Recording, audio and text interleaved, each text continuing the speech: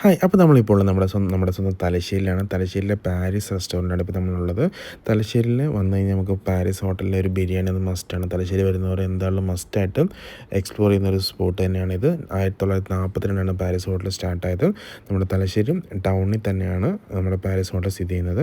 Thalassery bus സ്റ്റാൻഡിന് തൊട്ടടുത്താണ്. ഇവിടെ പഴയ ഹോട്ടലുണ്ട്, പുതിയ ഹോട്ടലുണ്ട്. അപ്പോൾ എന്തായാലും പഴയ ഹോട്ടലിൽ വന്നിട്ട് ബിരിയാണി ട്രൈ ചെയ്യാൻ വേണ്ടി നോക്കുക.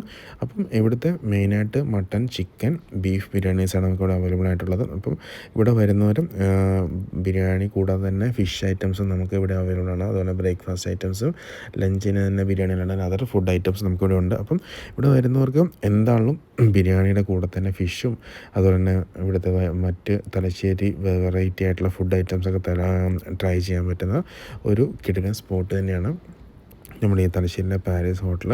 1942 സ്റ്റാർട്ട് ചെയ്തതാണ്. അന്ന് മുതൽ തലശ്ശേരി ബിരിയാണി എന്ന് പറയുമ്പോൾ നമുക്ക് ആദ്യം ഓർമ്മ വരുന്നത് നമ്മുടെ പാരീസ് ഹോട്ടലിലെ ബിരിയാണി തന്നെയാണ്. അത്ര ഫേമസ് ആണിത്. തലശ്ശേരി എന്നാലും മസ്റ്റായിട്ട് ട്രൈ ചെയ്യുക.